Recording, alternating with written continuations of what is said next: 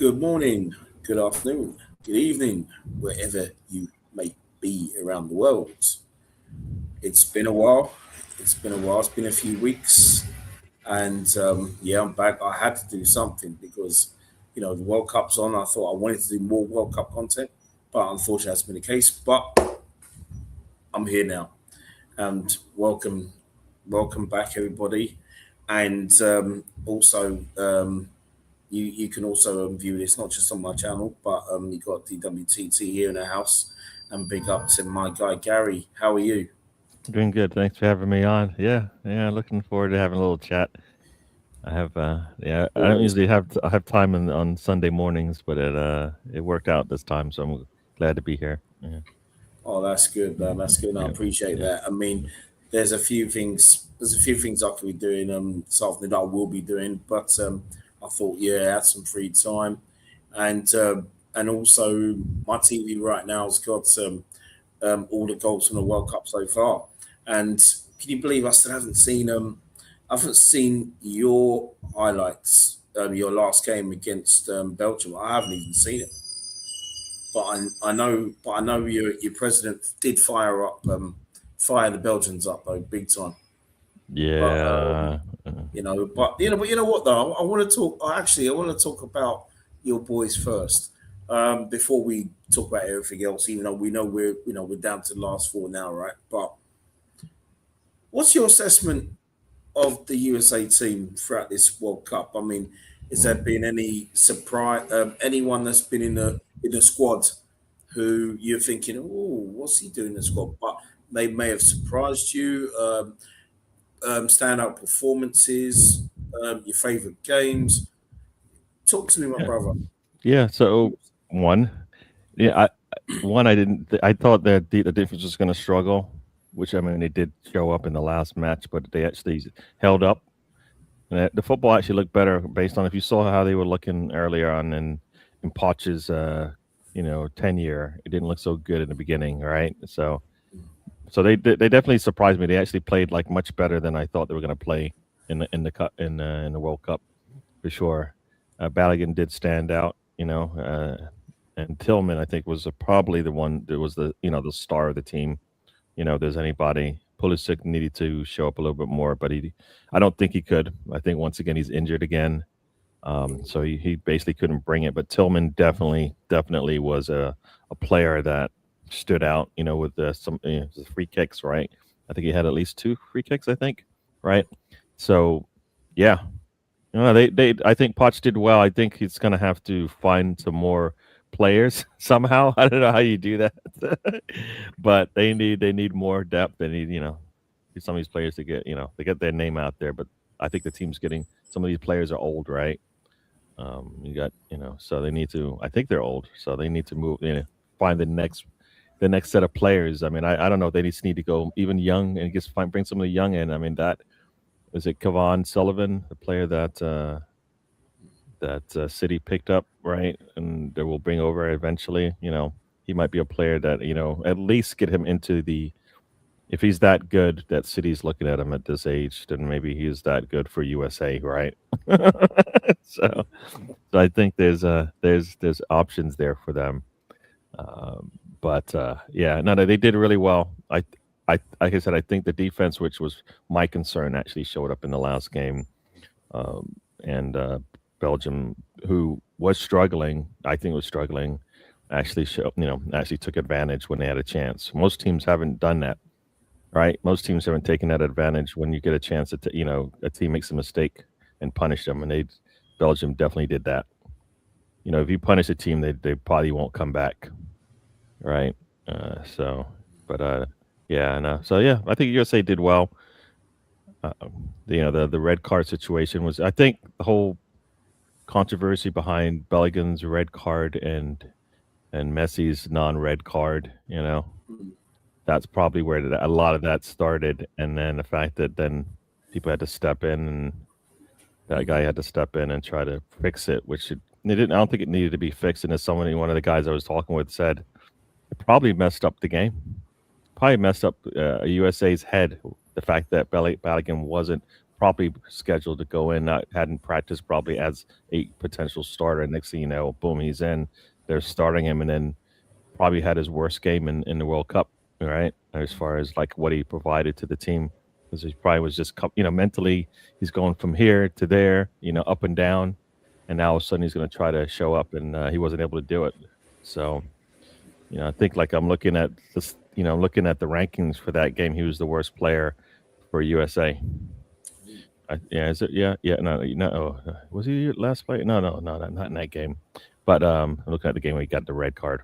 Okay. Yeah. so, so yeah, yeah. In the red card he got, yeah. But no, no. Actually, in this game, he was actually, yeah, he was the worst player in the last game as well. I mean, the entire front line was terrible. The only standout was Tillman.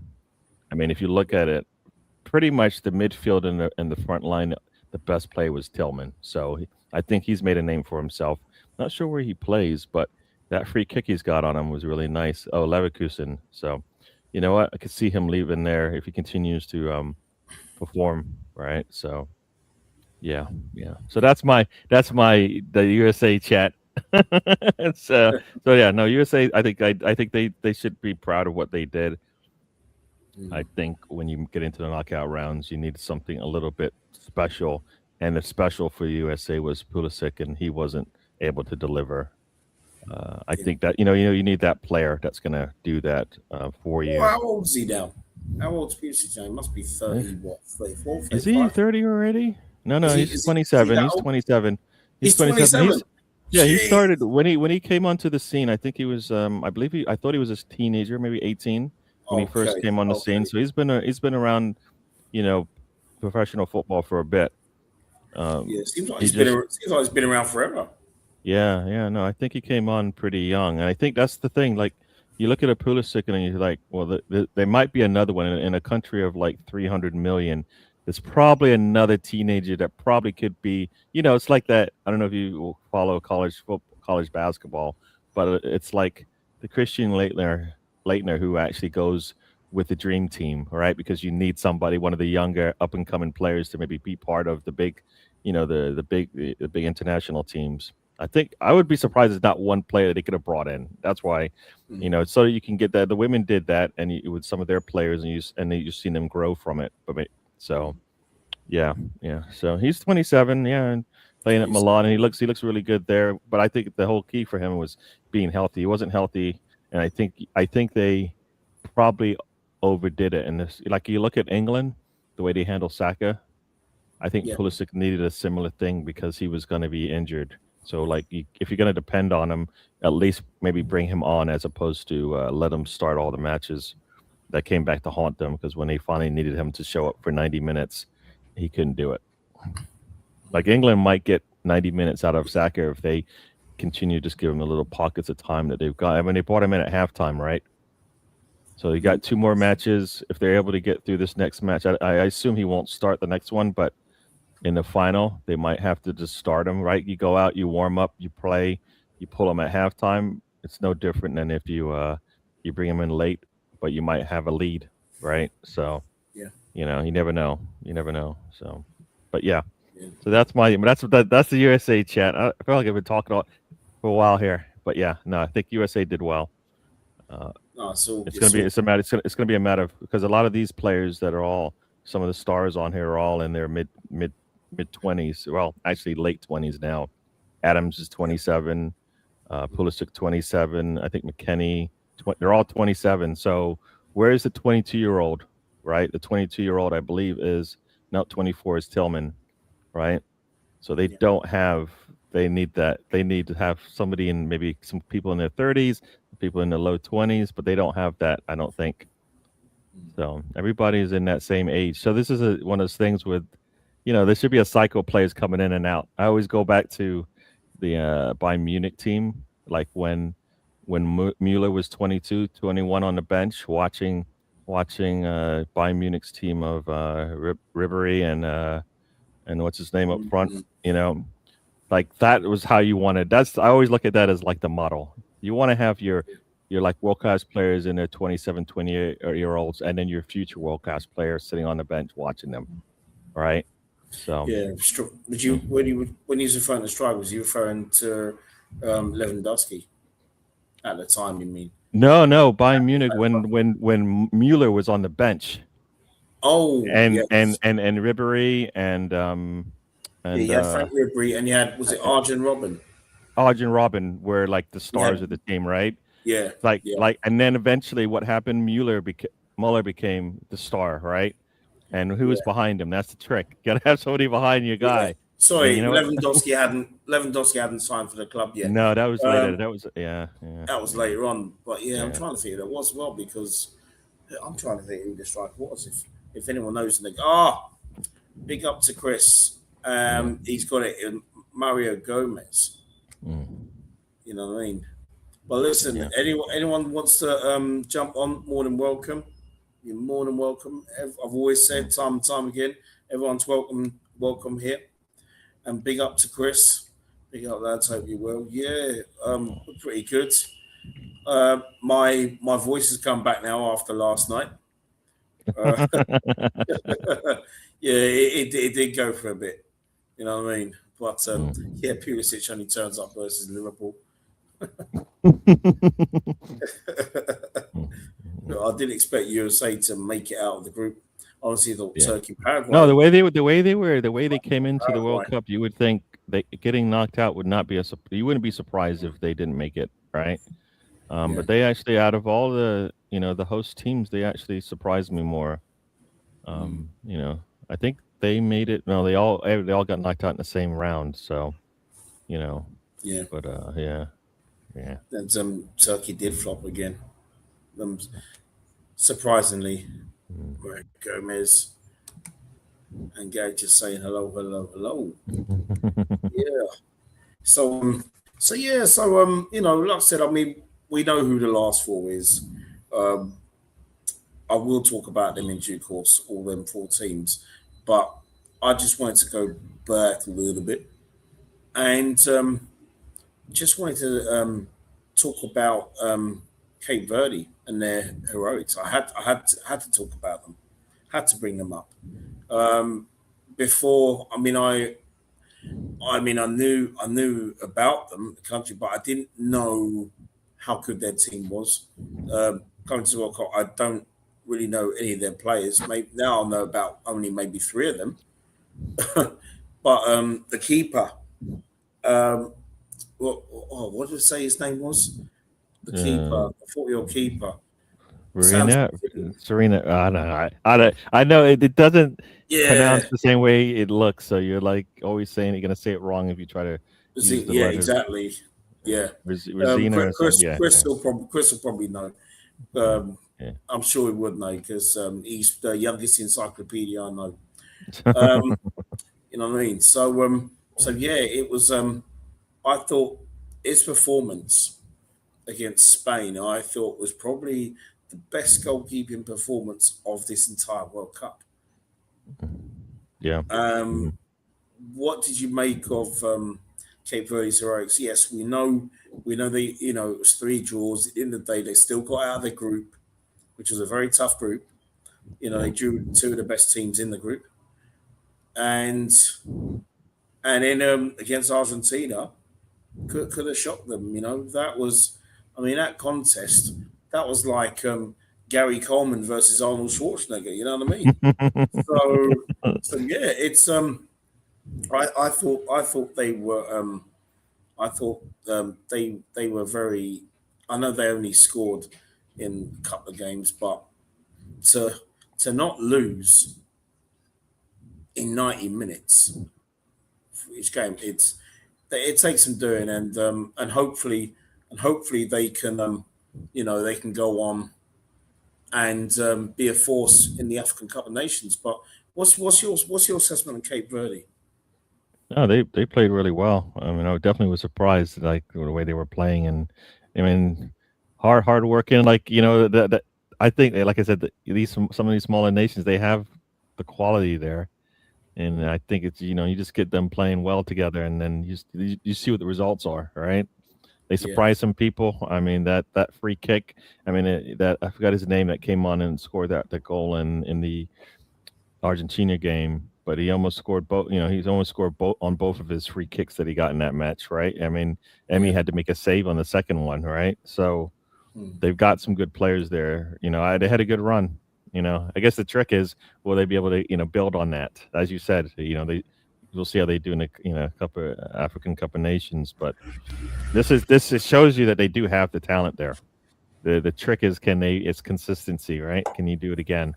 Can you do it in another tournament? Sorry. I saw that comment. Oh my God, no, big up, Chris, man.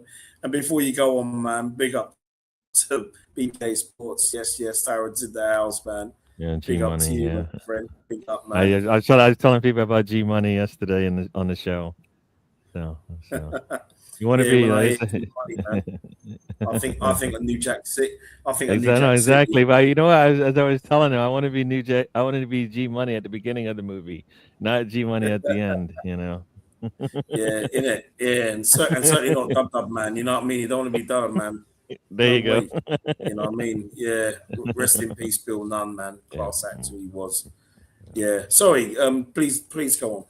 Yeah. No. They, like I said, Cape Verde, they did really well. They got unlucky. And I think right now it's coming down to football as opposed to being lucky and not lucky anymore, right? Switzerland didn't get the opportunities that Cape Verde did in terms of being able to surprise and maybe actually take something from Argentina, and Cape Verde did have that opportunity to do that, right?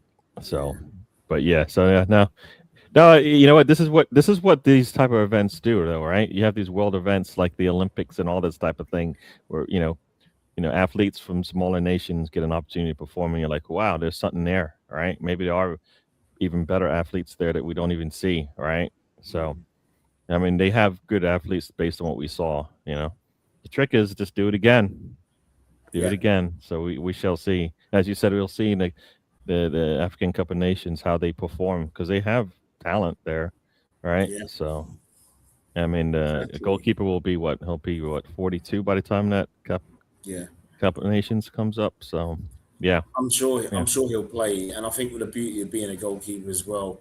I mean, over the years, over the decades, I should say, you've had keepers that play on into their late 40s. So I wouldn't be surprised if he did, to be honest. You know what I mean? Yeah. I wouldn't be surprised, but yeah, but I know they probably have to go for qualifiers first. But yeah, if they continue with the same form attitude, I mean, they can take on the likes of Morocco, Egypt. You know what I mean? And Nigeria will have a lot to say as well, because they it was Congo that beat them to get for Congo to get to the World Cup finals. So, and that shouldn't even be the case, right? That's the thing. Like, that's like Italy. Italy shouldn't Italy not being in the World Cup is another country that underperformed. And like, they shouldn't be struggling to make it to the World Cup. All right, it shouldn't be. All right, but they are, and that starts at the top, right? That starts at whoever their manager is. So yeah. Sometimes talent alone doesn't get you by, right? I mean, I think Brazil, if they get a really bad manager, might have a miss, right? Yeah, because they Ancelotti, if he gets a chance, I don't know I think he's staying, but he needs to do a lot. I guess look at it, the new manager for Portugal, right? He's in the basically, it seems like he's in the pockets of Ronaldo. So will that change? You know what? And it's funny. So who took over the Portugal job? He was the former manager from Al Fassar, where Ronaldo won one of the cups that he was there, or the League Cup there. So the championship there. So yeah, he's definitely a friend of Ronaldo. So whether or not that means he's going to do anything different than what we already seen, we'll find out, I guess, in the Euros. Yeah. And also, it's funny you brought that up really with Portugal, but you know what? we will discuss them in a sec. But the fact that they qualified knockouts and Uruguay didn't, yeah, from Cape Mhm. Verde. I mean, must be nice having a good goalkeeper, not someone who's acting like he's volleyball in goal. I'm telling you, I really don't get that yesterday. With Jordan Pickford, I really don't get that. You know what I mean? I really don't. We will at some point. We will discuss England last night because that concerned me as well. With Pickford, but yeah, but you know what? Pickford's the kind of person that do not be surprised if he has a really good game on Wednesday night. He wouldn't be my number one keeper though. In my opinion, he wouldn't be my number one keeper. Well, You know what I I mean? think he epitomizes some of English football because we probably miss Maguire, right? You probably Mm. would have rather have him either coming on the bench or actually starting for you on that back line because it's a little bit. It's not good. It's not as good as it could be or should be. You know. Harry Maguire Yeah. must Yeah. be Harry Maguire must be one player who performs better for his country than he does his club, and I've said Yeah. that for years. I Yeah. really have. Yeah. Italy can't qualify for tournaments, but it's okay. Southgate said, "Hold my beer, and we'll give you the Euros trophy." You know what I mean? Imagine didn't even imagine if that. Yeah. I mean, oh, man. Didn't even capitalise after Luke Shaw scored. You know what I mean, and that's something that Mikel Arteta has been guilty of as well. When you've got someone on the ropes, then you just, well, you know what? I'm going to back off for a bit and let them have the ball. Yeah, that We've was won. We've that back Euros final is like because that's the same. Is that the finals where basically Saka got basically he got tackled basically on the touch line there, Yeah, and his neck almost taken off, and nothing was yeah. given. Not Nothing was nothing given. was given. I was like, what? Nothing's given? Ridiculous. Like nothing? Are you serious? Like no foul Ridiculous. even? And Absolutely. I'm saying absolutely ridiculous that was. yeah, The one yeah, and that only Quadra. Khawaja. Big up to you, man. Big up, Rennie and Gary on the panel. Big up the chat. Morning, everyone. Welcome back, lads. Welcome to you as well, man. As always. Hope you're doing well, my friend. Hope your weekend's been good. Hope you're enjoying the World Cup so far. And also, I've been watching some of your short videos as well. Yeah, man. Keep it up, man. Keep up the great work. Smash the likes and subscribe to Benny K and to Gary on the panel. Thank you Yeah, very thank much. you. Appreciate that. Right. Portugal. Mm. Portugal's team I've always, ever since I was a child, I've always liked Portugal. Maybe it's because we do have Portuguese from way back in the family. Mm-mm. But for me, despite all of Cristiano Ronaldo's you know achievements, and there's been amazing, fantastic achievements, no doubt about it, no doubt. Uh, for me, when I look at old Portuguese videos, I think Mr. Portugal for me is still Eusebio and will always be Eusebio. You know what I mean? Forget the figures, forget the goals, forget the assists.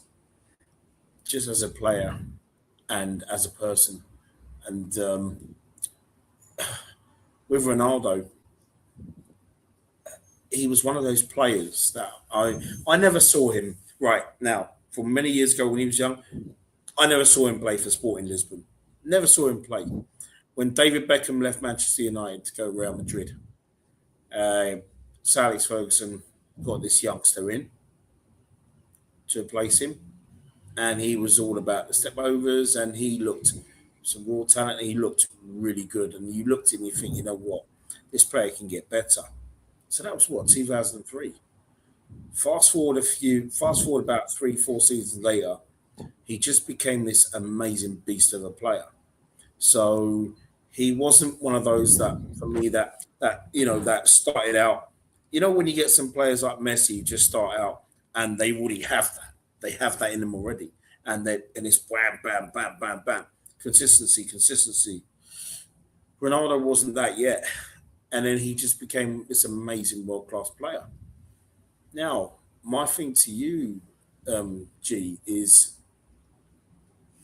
do you think he should have quit international football a long time ago and let the Portuguese squad breathe, because from what we saw at this World Cup, and we saw it at the Euros, we saw it at the last World Cup, he wasn't the player he was years ago.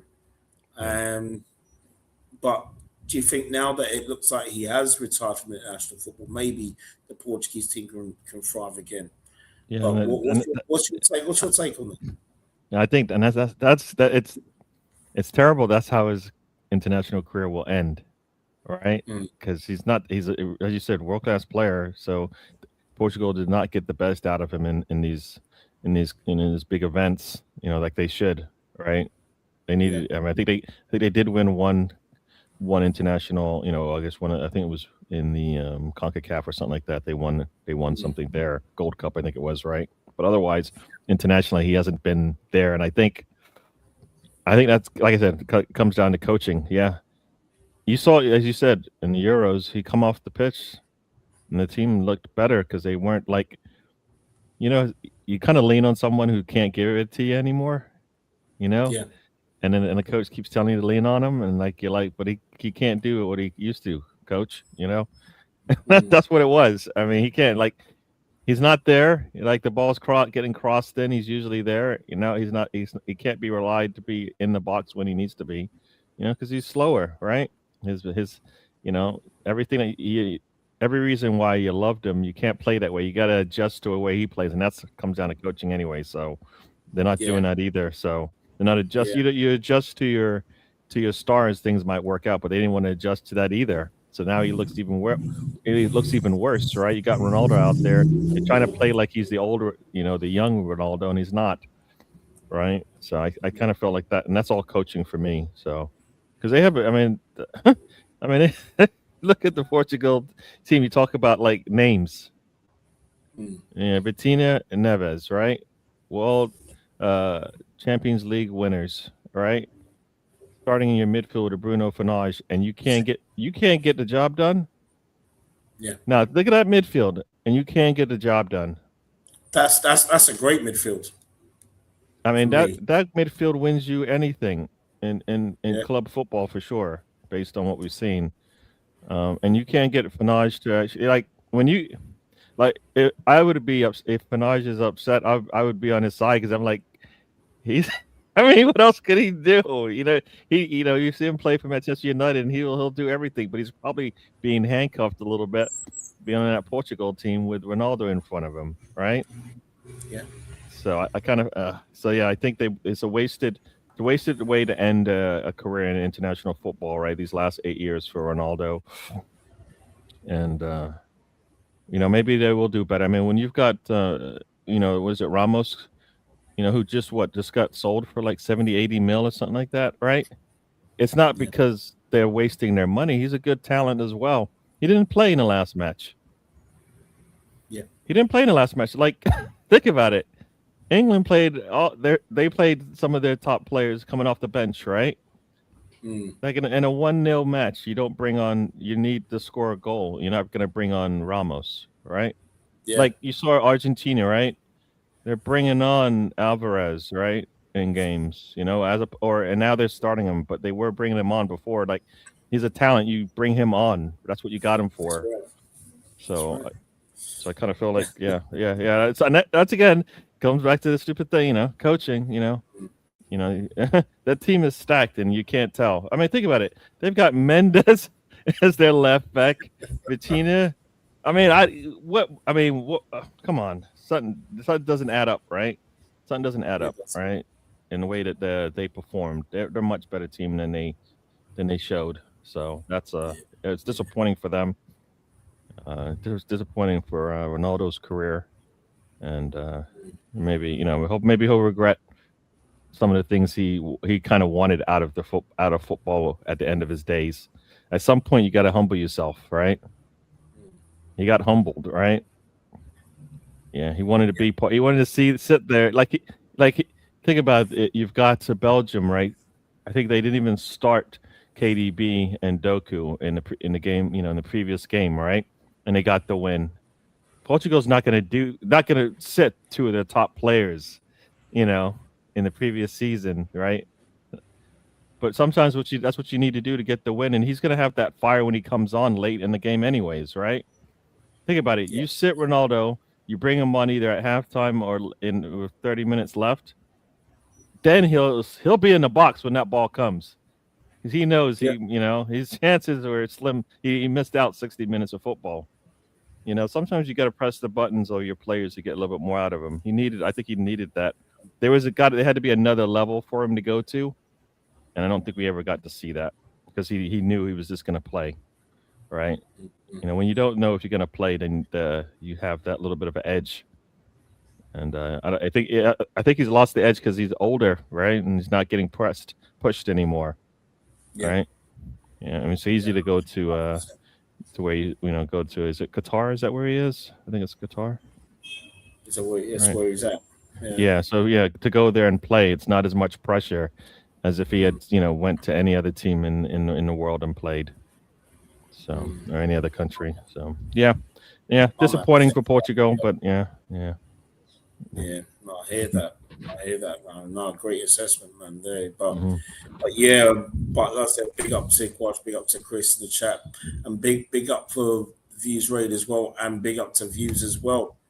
Yeah, Yes, thank man. you. Big up to you, Views, man. Hope all is well. Hope all is well on this beautiful Sunday. Beautiful Sunday indeed. Yeah, like Chris Walsh has that right comment there. I love Messi, but I hate Argentina. Like Messi, Yeah, you know, that's like, most people. no, but think about it. I, Like if you watch NBA, for like I watch NBA back in the days, like I hated the Lakers, but I like Shaq. You know what I mean? It's just hard to. yeah, There's certain players that just have that likability that you're like, I like him wherever he plays, even if it brings me pain sometimes.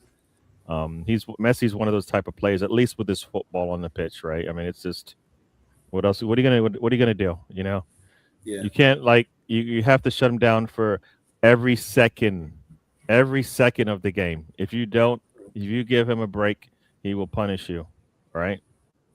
So yeah, yeah, 100%, man, 100%. I've already done my own Kevin Keegan about Argentina. I would love if we beat them. Well, you gotta have you gotta have like the whole you got VAR. So you got the 11 players, the 4 referees, mind you, last time we FIFA. played, we did beat them. FIFA, you got like everybody. You got like 100 people all against you to get that win. All right. So Yeah, quite a big enough views. mm, Yeah, man, that's the thing. And mm, yeah, Juno was just playing a match on scene versus. You know what? I fell asleep. Was watching it, and I was so tired. I fell asleep when it was 1-1. But I did see mm. the sending off. Yeah, that was deserved in my opinion. Whoever our left back or left wing back is against Messi, we are in trouble. Mm, Yeah, yeah, yeah. That left it's gonna be like tough.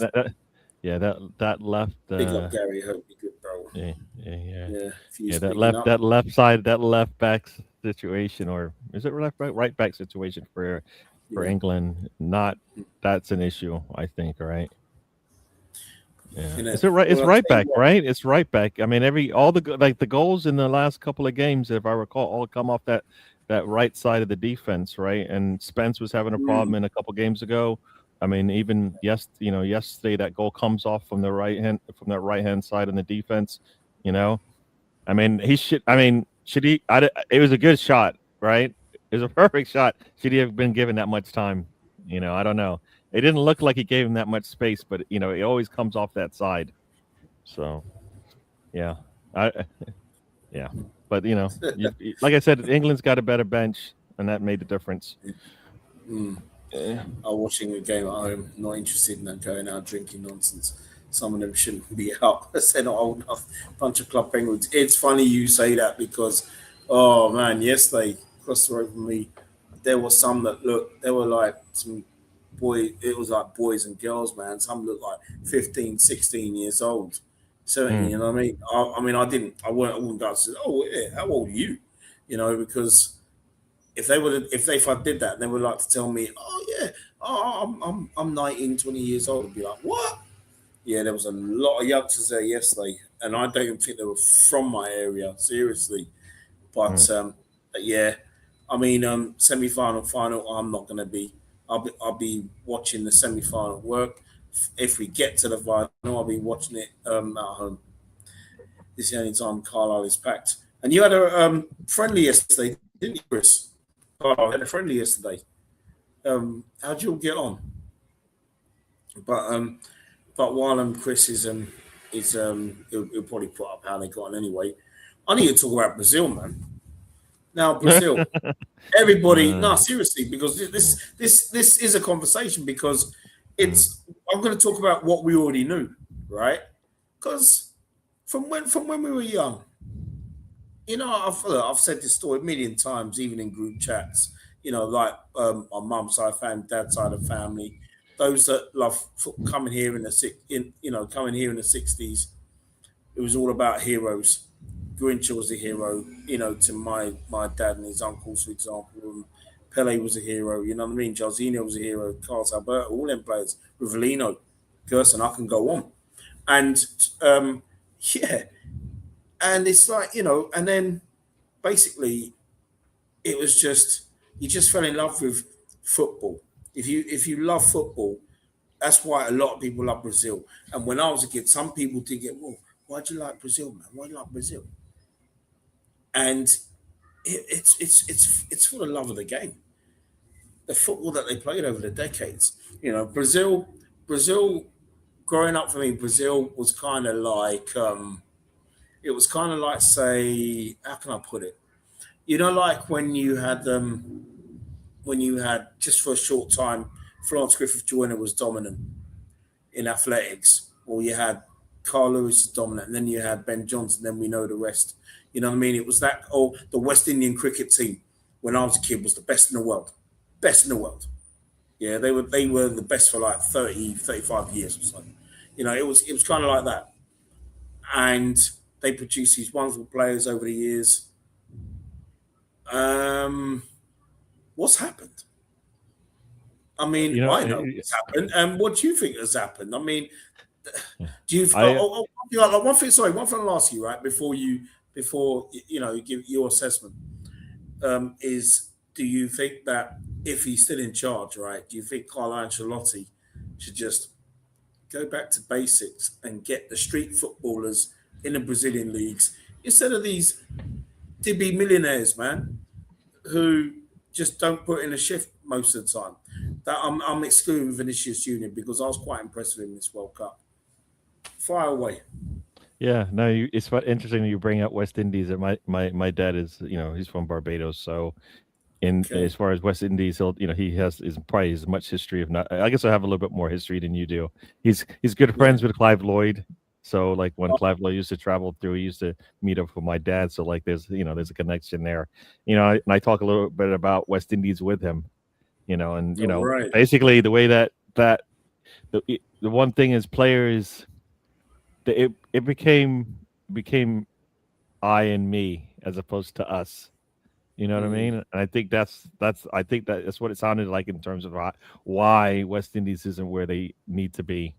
It's because it's a little bit of an I and me as opposed to Someone, us, yeah, right? someone else knows Clive Lloyd as well. Someone else that I Yeah, know knows Clive Lloyd. yeah, But before yeah. you go on as well, my dad also went to school and grew up with Sir Vivian Richards.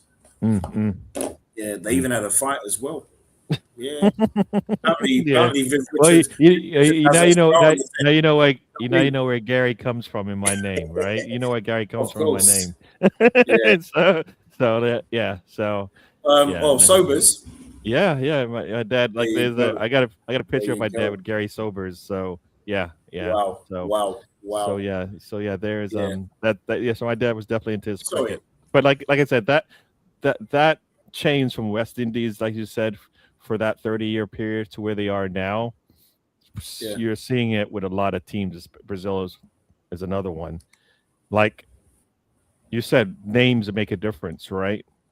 Vinicius stands out. Vinny Jr., you know that. When somebody says Vinny Jr., you know it.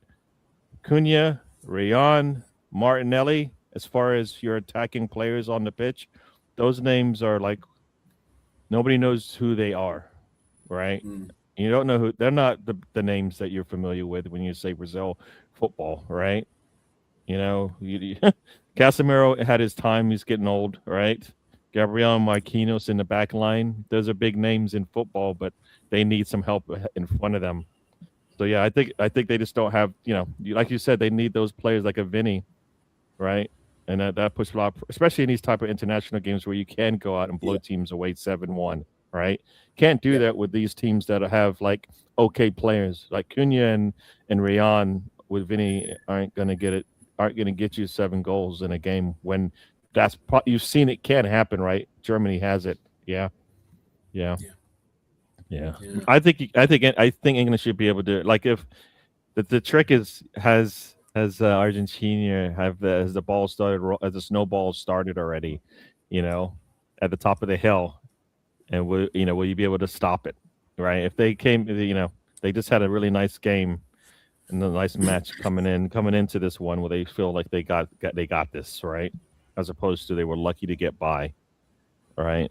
So I think that's a trick there. But yeah, no, as far as Brazil, yeah, they starts at the top, but they need some different type of players out there that are going to give them something different when it comes to football. So they're missing, as you said, that flair. If they're gonna, it's probably not there anymore, right? The flair you're talking about probably isn't there. So you're gonna have to just play some better football, yeah. with the players that they got that do have talent, right? But it's yeah. But look at that squad, and not too many names stand out. And like the Spain and the French team, Yeah. names all over the place, right? Yeah. You're saying Brazil doesn't have those type of players? They probably do. They probably just haven't molded them yet and get them to the point where they are as good as as far as name wise, which means they're out there performing. So yeah, yeah. So Well, it's funny you mentioned Spain and France, mhm. because I know. Do you feel that this current French squad? How would you compare it to the French squad that won the World Cup in '98, as well Ooh. as them winning the European Championship 2000? Because when I look at when I look at players, when I look at the players back then in the late '90s, early noughties, they were just World Cup and world class. And you know what as well, right? I'm going to bring up Thierry Henry as well because in '98 he was just this raw winger, yeah. At the time, I think he was at Monaco, then he went to Juve, obviously before he came to us. And then in I've never seen a change in a player. So in the summer of '98, he was at winger.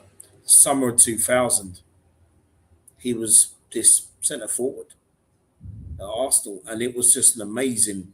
I mean, the change came about in that 2 years. But for me, I I look at that French squad then, and that was a solid, strong French squad. Do you think that is there any comparisons with the current squad compared to players back then? Mm-mm. Well, What, I guess so because if I'm thinking about it,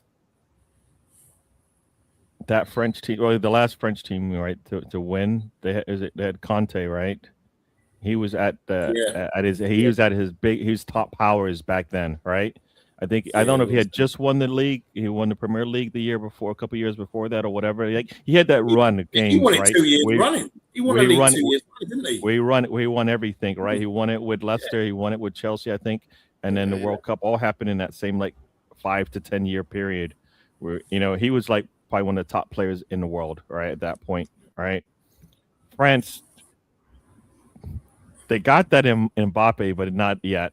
You know what I mean? Like he's there, but then there's a lot of But he brings it every day, and then Dembele right next to like up front, and then they they yeah, have all the levels, right? You talk about Belgium yeah, and the players that they have on that front line, like a front line with Doué, Mbappe, and Mbappe, and Dembele and Elise, yeah, right? That's you're sorted there, right? and then your back line with Saliba, you I mean, you just, they've got, it's close. Mbappe's up there, but is he Conte level in terms of, like, I don't know. Maybe people just don't like him or whatever it is. I think maybe because of the Champions League, like not being able to get across the line in the Champions League is probably the one thing that's holding him back, right? Dembele wins the Champions League, and he's got a Ballon d'Or for it. Mbappe needs to get that Champions League, I guess, to to be able to sit on, to be able to talk to everybody at that level, right? Because they all have it, right? But no, I think there are comparisons, and I think the difference is just the errors, right? The errors are different, so you're going to look at it a little differently. But they got the big names all across the board.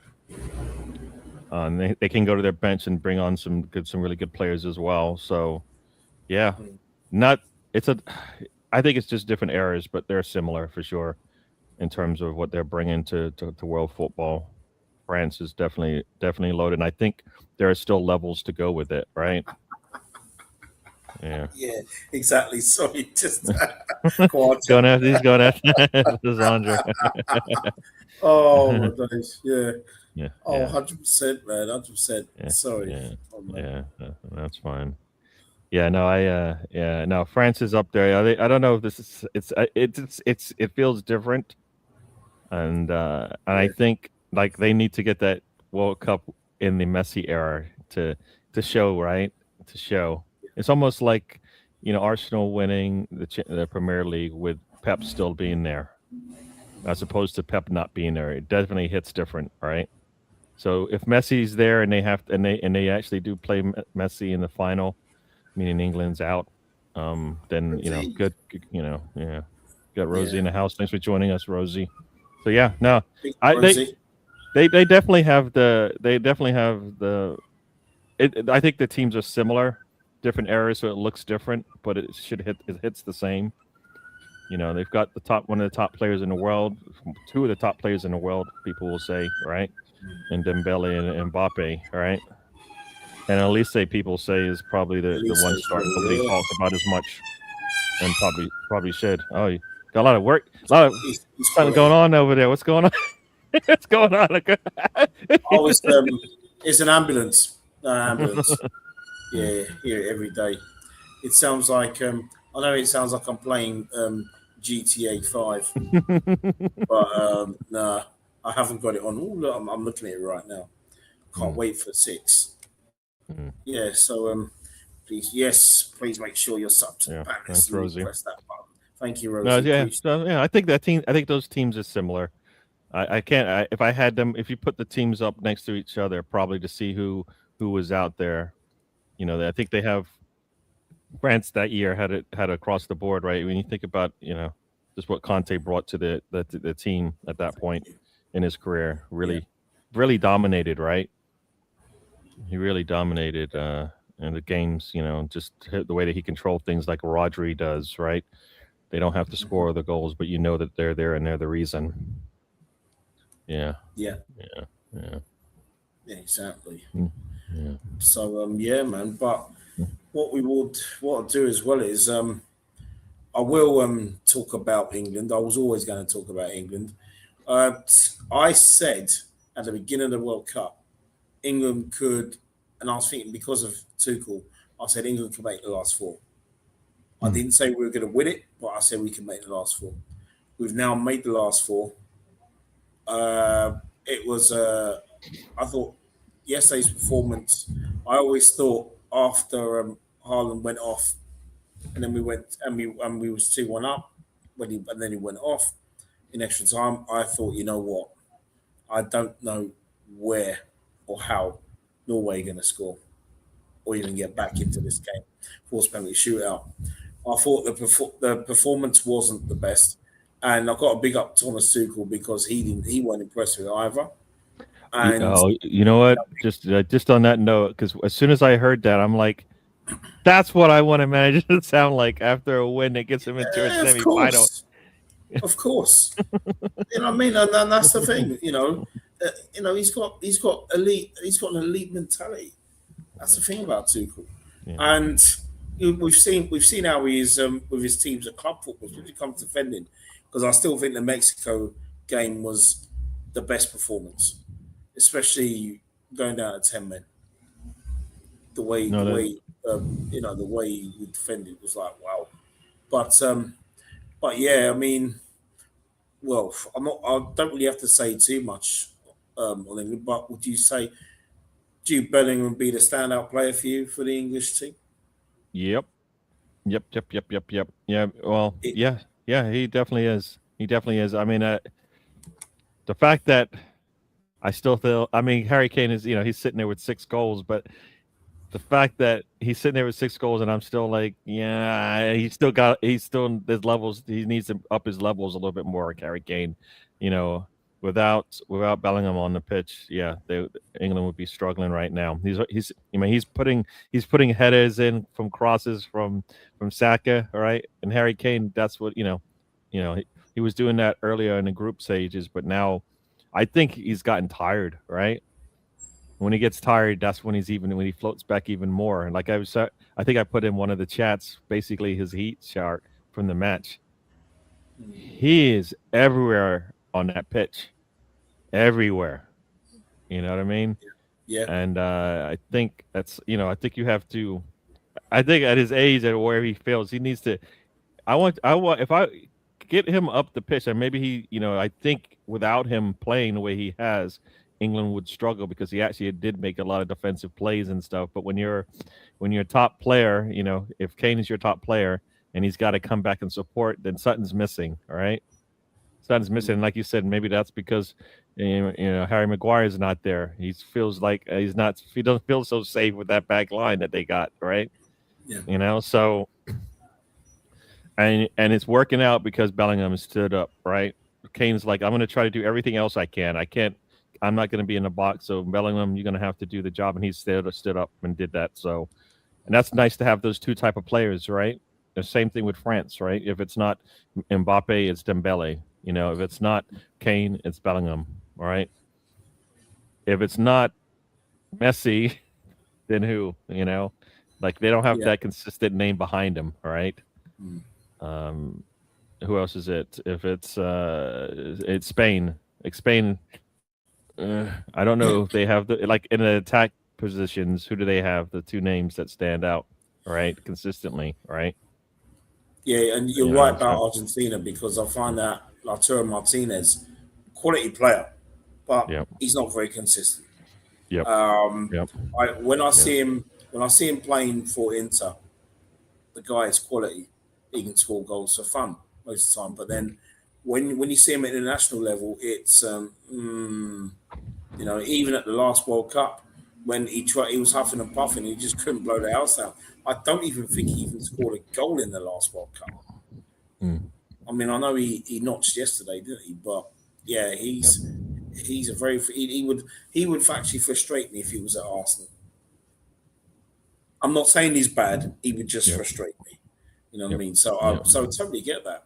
But also, would you to some they've also said that Nico O'Reilly's been England's best defender. Would you go with that? Think about what, like I said, where are all those goals coming from?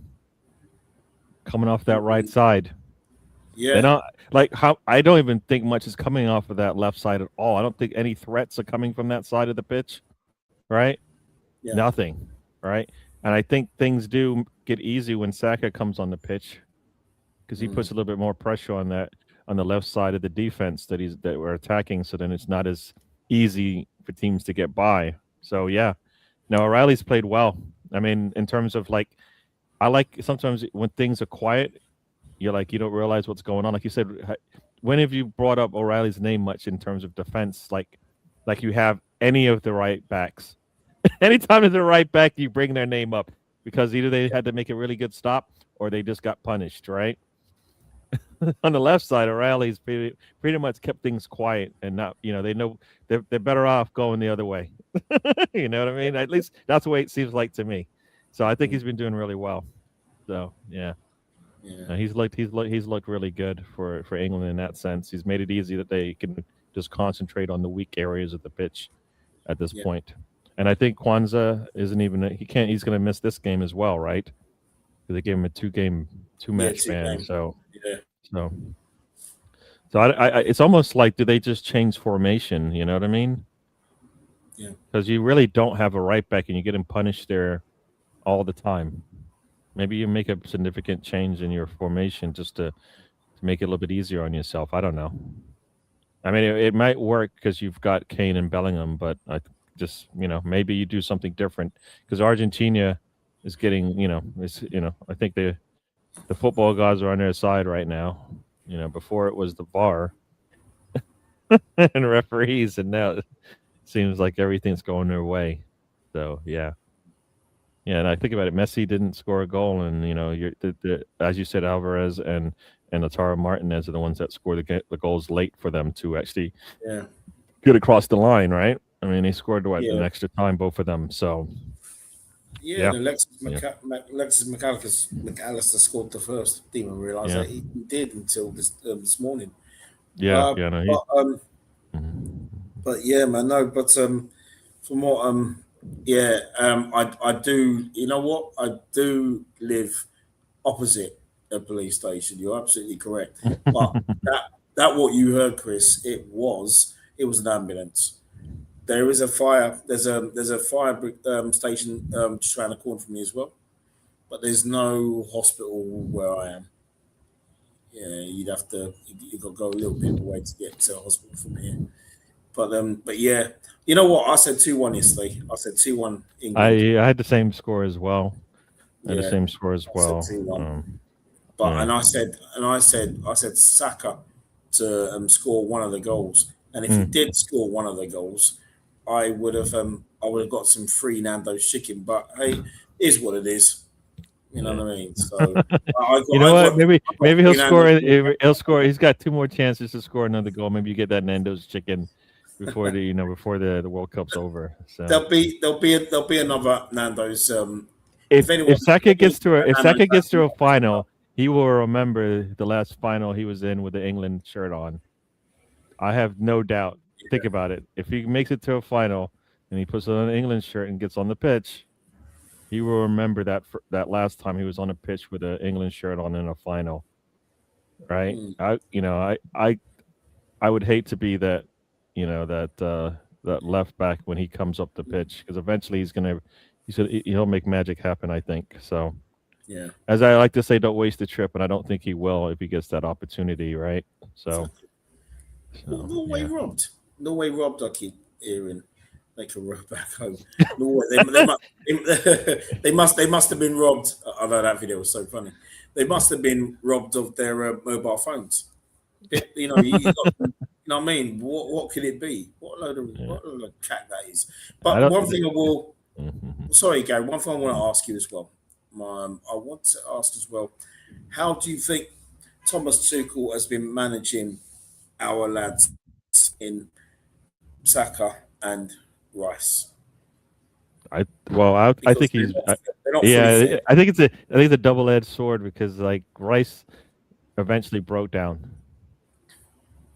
Eventually broke down, and Saka, they've just been managing it the way everybody says he needs to rest, and I thought he did too. But actually, Saka needs to keep playing. He just can't play a full 90. So to some degree, they are keeping him. He's not. I think he's not going to get healthy resting. He's going to get healthy playing football. It's going to take some time, and I think that's the patience you need. Rice, I think we knew he looked like he was taxing. I mean, when he had to go back and play right back in that match, that was probably the sign that, guess what? Maybe we don't, we don't try to get, squeeze blood from this stone anymore. That was probably the one game where you're like, all right, maybe we're going to have to, tone it down a little bit on what he brings to the table, or else we're going to burn him out. And it happened, right? He comes off the pitch earlier than everybody expected. So I think in that sense, he kind of probably went Arteta on one side, and then maybe a better manager, player manager in terms of time management with your players with Saka. Because Saka, every time he comes on the pitch, right, you just see the levels go up, right? You see the levels go up. and you go, well, damn, we missed that for the last whatever 40, 50 minutes based on whoever was on the pitch, right? So Yeah. so I think he's done well in that sense. I think Eze not getting, I think Eze probably should be nice to see him get some more minutes, but I guess the question is where, Mm. right? Yeah. I mean, you're not taking Bellingham out of there, so then where does Eze go, No. right? So, Mm. so yeah. Otherwise, yeah, no, I think he's done well to some degree with the players. I think Rice was going to burn out at some point. I mean, we saw it in the Premier League. I mean, this is worse because it is a small number of games, but it's a short amount of time. The weather is taxing for all the players. Everybody's playing under these hot temperatures. You're not going to get the same out of them. So they got two more matches. I think if they can, if Rice doesn't, will Rice start? I guess it's the question, right? In his head, he will, but shitty is the question. So yeah, I think he's playing. I think Tuchel to some degree seems like he's playing a little bit like the way that Arteta has played, and he's playing right on the edge of like maybe getting it done, and he might be able to get it done, but the expense will be. We'll see what the ramifications of that are in terms of Rice. Anyways, Saka I think will be fine because if he starts a match, I don't think he might not start a match until the final if they make it. I think I think the way they play, especially with the fact that there's an extra 30 minutes on the line, right? You rather have Saka on maybe for the end than for the first half of the game where you may not get that lead that you need. So yeah. Well, I tell you what. Yeah. Well, one thing I don't want to hear, G, right, is because I know you're going to get it on if Rice and Saka were to come back cropped, or any other Arsenal players come back from the World Cup, and if they're not themselves or they're feeling cropped or they need operations or whatever, I don't want to hear no top gooners. I'm sorry, blaming the international coaches, because we know from time to time of the years when Arteta does run, not everybody, but he has run players down to the ground, and you know what I mean, and that's something that he's got. If from what Bobby said, the players that we're projected to get, we get our targets. Hopefully, we'll be seeing more rotation next year, because it's like you when you mentioned off camera about Christian Norgard. You know what I mean? Because we didn't see enough from the season, and when he did come in, he didn't let us down. So I know. So the trust should have been there, and that's the thing I don't get. Like he showed that he should be trusted out there. When I don't understand the mentality for Arteta. He's my midfielder. He comes in as a midfielder. He's probably going to give me. He should be able to give spell some minutes for my midfield. Who I don't want to have to lean on Rice and Zubimendi. All right. Exactly. All right. The first minutes he gets are at center back. You know what I mean? Yeah. The first minutes or the early, like the first minutes that he gets is like it came down to the fact that okay, we need somebody to come on for a center back, and so we're going to use Norgard, but he can't play in the midfield that he captained the team the previous season. How? What? Yeah. The logic doesn't work for me. Like what aren't you getting? What did you miss? What did you miss that he can't play in your midfield? So you're going to wait until Skelly is ready to go in the midfield, right? So if Skelly and Norgard are sitting in the same situation at that point, right? Not getting into the midfield. Every time they try to push him back to the back line, all right? Skelly did whatever he had to do, gets in there. Norgard, to this day, couldn't get into a Premier League, Champions League team, right? When it counted, right? So I think that, I don't know. I think something weird is happening there. I don't get it. I think he deserved more than he got, and I don't know. Yeah, he couldn't even play against Brentford. Think about it. He couldn't even play in that game. How? He captained them this previous season. Like they got worse. Yeah. Right? You take your captain off, which means you're losing not only the player, but then everything else that he brings to the table. And he couldn't play. And he couldn't play in that game. Yeah, exactly. He's a Danish international as well, and you're thinking, come on. Yeah, I mean, it's like that. But Arteta has his circle of trust, isn't he? Really. But well, they don't. And you know what? And if that's the case, then Arteta's got to put his foot down. Do not bring this guy in. I'm not going to play him. Like it should be that cut and dry. Yeah. Right? Like I am not, don't waste our money. I'd rather be short. You know what the problem is? I don't think he wants to take that blame. Right? He doesn't want to take that blame to have a small team and then look at this and then complain that he doesn't have the players. He doesn't want to say that and it all be on him. Right? Because I think Berto will get him the players that he needs and talent, based on whatever checks the boxes, right? But Arteta's got to trust the boxes, right? Like this player can do this player can do that. Figure out how to get them on the pitch to do that when you need them, right? And I don't think he trusts like that. Like you said, when he trusts you, he'll bring you on at any time, right? Like he trusts. Yeah. How do you trust Noni and you don't trust Norgard? The man trusted Mustafi. Right? He trusted Mustafi, but he can't trust Norgard? Yeah. Come on. And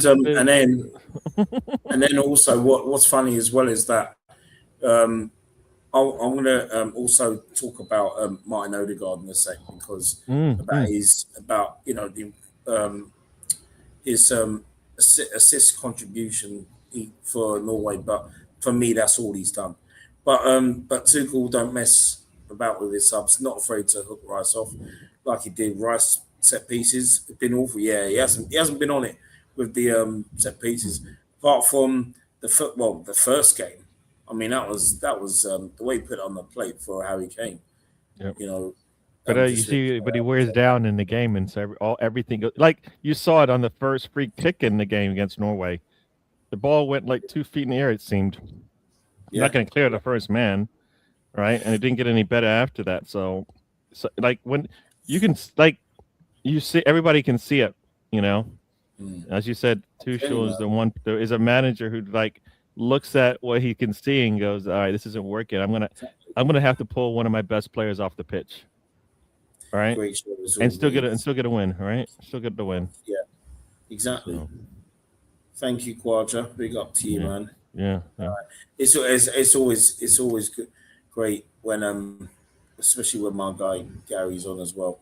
Well, and you know what I mean. Well, when anyone's on, really, it's always been positive. You know what I mean. I can't believe this channel's almost won next month. Crazy. Oh, nice! Funny Congratulations. Oh, thank you, man. Thank you. Be on my grand's birthday, bless her. I find it funny that the media wants to stir trouble at Tuchel. Yeah, but yet the media will celebrate Jubilee Sing anthem about German-born family. This happens every Euros, World Cups, media. It's like they obviously don't want us to win it, and this is when you're talking the English media. You know what I mean? It's just ridiculous. Especially the way they tried to get Raheem Sterling a few years ago when he was bang on form for England. The FA finally found their backsides through a funnel and appointed a proper manager. Yeah, everyone's crying because he's not English. Guess what? All English managers aren't good enough. That's why. Question for you: do you know who the last English manager to win a top flight title, First Division, Premier League? I did hear this question a while back. I don't know the answer off the top of my head. This is probably a pub question. Yeah, this is good. Yeah, and I'm not good at that stuff because I don't remember much past yesterday. You know what I mean? So I don't have good memory for all these types of things. But I did hear that question, and yeah, it is. That is crazy, right? Because it's not as if the whole country isn't football from day one till they put you in the box, right? So not to have an English manager, and I believe it's been years since an yeah. I know. I'll tell you when. Go ahead. It was the 91-92 season. It was the last First Division.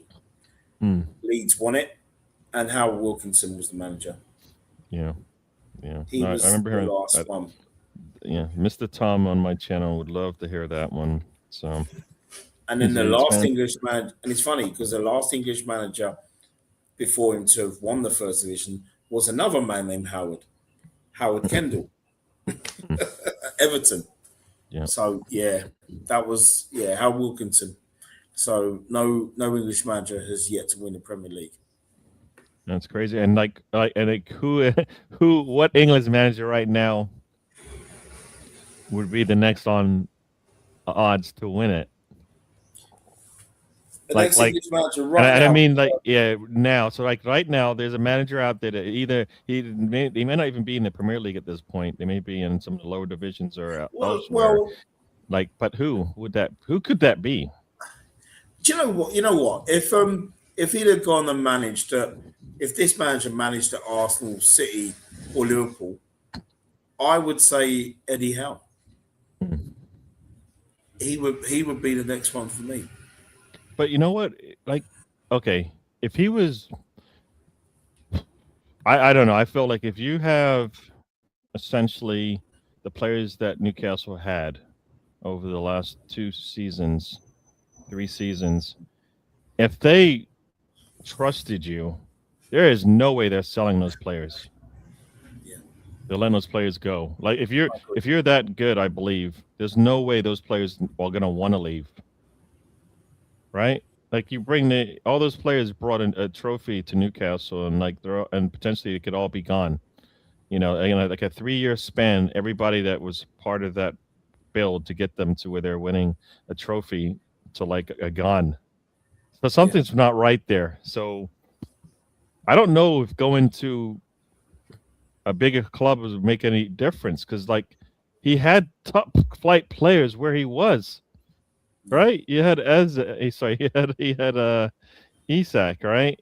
I mean, you've got Grammage, you had Gordon. I mean, all these players that are out, some of them still playing right now in the World Cup. Yeah. You had on your squad, and for some reason, either they're leaving because of you, right? They're leaving because of you as a manager, right? There's no reason why a team would go, you know what? I'm going to let go of some of my top players.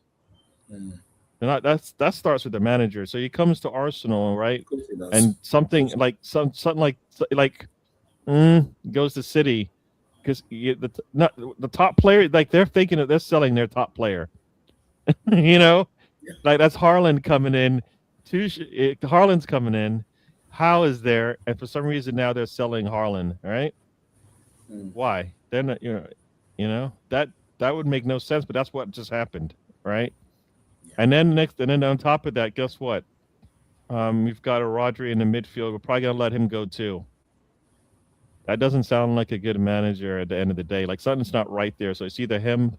It might be Newcastle, but I think if they thought they could win, they would just keep. I would assume they want to keep winning, unless it's all about the money. But if it is, I mean, that's why I think not getting. When Newcastle was trying to pick up the striker that ended up going to Liverpool, and they let Isak go, and then Isak went to Liverpool. That basically was a slap in the face, right?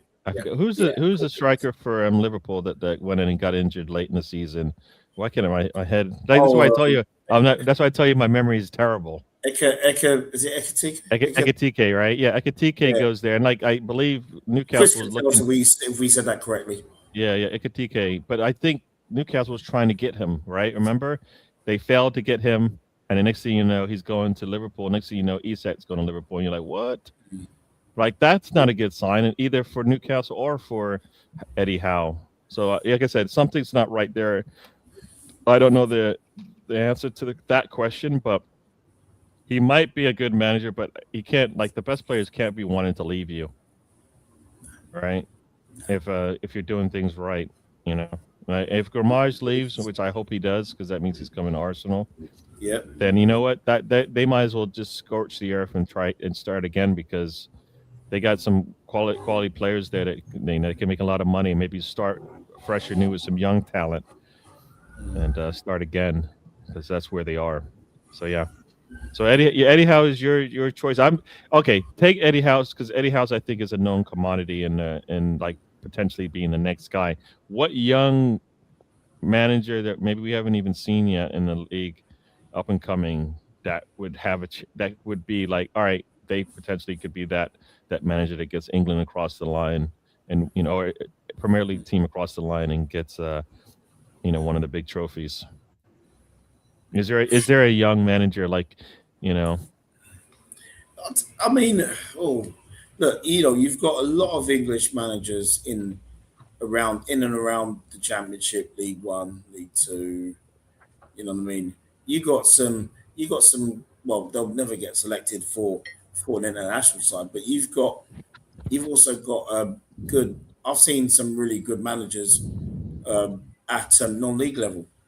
You know what I mean? Non-league level has been really, really good as well. How I've seen how they work with their players, how they motivate their players. I mean, when I look at one of my local clubs in North Greenford United, uh, I haven't been to any of their friendlies yet, but I will be heading there, of course, this season. Bearing in mind it'd be my 11th season there, big up North Greenford United. There are times where over the years I've seen some good football, and it's how they work it. Some of the goals that they scored, you can see it straight from the training ground. You know what I mean? Now, I'm not saying that any of those that have managed a club previously or currently, I'm not saying, oh yeah, they should be managing a champion team. I'm not saying that at all. But they're good at what they do. You know what I mean? And it's not just North Greenford. I've seen it at other clubs as well. So when I look at young managers in the, I'll tell you one manager I look at, and I think he'll have a better season. But he was a former Man United youth player in Richie Wellens. Now Richie Wellens, 2 seasons ago, almost got Leighton Orient to the Championship, but they unfortunately lost 1-0 to Charlton. And myself and Bobby did a watch along for that. In fact, I'm actually glad I didn't go to Wembley that day. Last season, Orient escaped relegation in the last game of the season, and I loved the way, in some respects, what Richie Wellens said about how he felt about how the players were underperforming, and what I liked about it was I thought this guy's got high standards. He's got high standards. But when I look at Richie Wellens, I think he's someone that can manage in the Championship. And do I think he can manage a team in the Premier League? I don't think he'll ever. I think so, but I don't think he'll ever manage a big club. But I look at Richie Wellens, and I've been following him over the years. I look at Richie Wellens, and I look at him, and I think, you know what, he could probably manage a Leeds United. You know what I mean, or maybe manage. I'm not Yeah. Everton. No, I don't think he's there yet. But but Richie Wellens would probably be one for me, which I think he's still young. He has a chance to elevate, in my opinion. But I look at, say, Gary O'Neill. Gary O'Neill's managing Ipswich now. Gary O'Neill, he's the clubs that he's been at. He's good. I think he's been good. He's not one of those that's ever going to win a league title. But then again, it depends what club. If he goes to a big club, Yep. but Gary O'Neill would be one. I like him. I like his work ethic. I like his attitude. So, and right now, I'd have to look. I can even tell you how many English managers are in the Premier League right now. I couldn't tell you. Yep. Yeah. You know, No, I mean, one of the things that I don't know if it stands out with Wellens, the manager you're just talking about, but the thing is, do managers like overachieve with the players that they get? Right? Got Raymond in the house. Raymond will sell you Manzabi. Big up Raymond. He must be on the payroll or something like that, because Manzabi is who he likes, and he's going to sell you 60 mil. Yeah, so just bear in mind that you might get another comment on Manzabi. And I know he was injured, so he didn't play in the last match, right? So that probably stung a little bit and hurt things for who does he play for again? Oh my gosh, what country? I forget now. Somebody. But I forget what country he played for, but he was out injured, I think, in the last match. So that was a big difference. And I think is it Swiss? I don't know where he plays now today. Switzerland. Yeah, it is Swiss, right? Yeah, he was out injured, I think, in that match, and that's why they struggled a little bit. So, but yeah, yeah, yeah. But nah, Yeah, no. I like I said, managers who can overachieve with the players that they get. That's what you want. So I don't. Gary O'Neill looked like he was on his way. I think sometimes people's expectations are too much, and that's when those managers get either rushed or don't give in time. Right? I think Yeah, Noni Nuno is a good manager, but he's not going to get the time in this day and age for some reason. You know, to get the job yeah, done. So he's been jumping around jobs, but I think at some points in those jobs, you're like, this is why you brought him in, and then eventually you go away. Owners go away from that stuff and see other people and go, oh, we want that as well. Then they try to jump the gun, and next thing you know, they're letting Nuno go. West Ham again brings in Nuno earlier in the season, right? Maybe they're not sitting in the championship, right? yeah, So you never, because he got them close, but maybe it was too late. So yeah. yeah, I think I mean, he said, like you said, look at those managers who overachieve of what they get, and then those are the ones you want because all the players, all the big clubs that we're looking at these days, there's a couple of players, if not a lot of players on there that, yeah, we thought they were going to be the player, but then but they are that player now. You see it, yeah, you see them go from like, oh, being all right to like, oh, wait, wow, world class player, and that's attributed to that manager, right? You look yeah, at the PSG team. I mean, yes, those players had talent, but the way that they're showcasing it right now, I think that comes from the manager as well, right? of course it And does. that's there's those city teams, right? I mean, Stones and you look at all the players on that back line that they had. None of them really stood out, but they actually got the job done, right? Yeah, All right, like Stones yeah, comes in that's and it. helps England out, right? I mean, Jordan Henderson, if he didn't, I guess if he didn't break his arm, probably comes in and helps England out, right? Sometimes you get those, you take that's like an El Neni, right? El Neni gives you a 7-8 performance all the day, but his level is not the same. But you know what you're going to get, and you know he's going to give it to you every time. Those are the type of players and managers you want to get. Those that take your fives and turns them into sevens. You know what I mean? Yeah, What looks like a 5 performance is now a 7 performance in my system, right? So you want that because on your bad days you're still good. yeah, So exactly, yeah. exactly. But let's just go back into the chat. I Mm-hmm. would play 3-5-2 versus Argentina um, from Croatia, and Chris agrees. Do you know what? I think that could work. What do you reckon, Gary? You reckon that could work? Yeah, Three yeah, five two. I think they got that from me. I did Yeah, say maybe they have to change the formation up a little bit, just so that you don't yeah, you don't put anybody out there on an island as much, mm, because I think yeah, that they could get punished. I mean, think about it. If Argentina decides, guess what? Well, maybe we'll just we'll move Messi out to that side and let him punish somebody on that side of the pitch, right? yeah, Because they could do that, right? And that would suck, but for England. So yeah, no, I think they need to do something different, like or find maybe there's a player out there that they haven't played yet, and he goes out there and does a job. yeah. So yeah, something different needs to be like that back line for England, not so good, not so good. Um, No, it isn't. they're either old or not good. Like there's young players, like you got those young English defenders, right? Like I don't think any of them even made the squad, right? There was some young English talent that was coming through, like a couple of years ago. I don't think they made the England squad this time around. So yeah, yeah, So yeah. yeah, play three at the back. It would definitely help O'Reilly, and Chris, and I agree with you as well because for me, he's a midfielder. He's not a left back. Hmm. I mean, he's not a left back at all. But yeah, you go like two and never leaves it late to make something like Southgate, and that's the difference. Yeah, yeah. I don't think, to be honest, I don't really think anyone's talking about Gareth, but they will talk about him if Tuchel cannot get us to a World Cup final. Yeah, but the thing is, the problem is, if he doesn't make it, did he really screw up? Did he really, do a bad job or something like that? I don't think so. I don't think Like so either.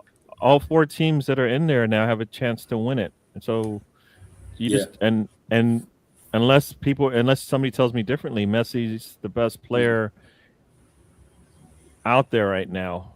I think with Mbappe and Dembele, it all depends on the day, one of them shows up though. That's a nice thing for France, right? Spain, I don't know. Who's their big name? I'd say, do you know what? Lamine Yamal, right? He hasn't done he's done little bits. He hasn't done a Yep. lot. But Yeah. when I look at Yamal, he just come back from injury because he did Yeah. not finish the season in Barcelona, and there are times where he looks a bit short. Yeah. And I think a fully fit Lamine Yamal causes problems for Yeah. anybody. Because I don't think he scored a goal yet, right, in the World Cup or He scored ever. one. So, He's did only he got score one. one?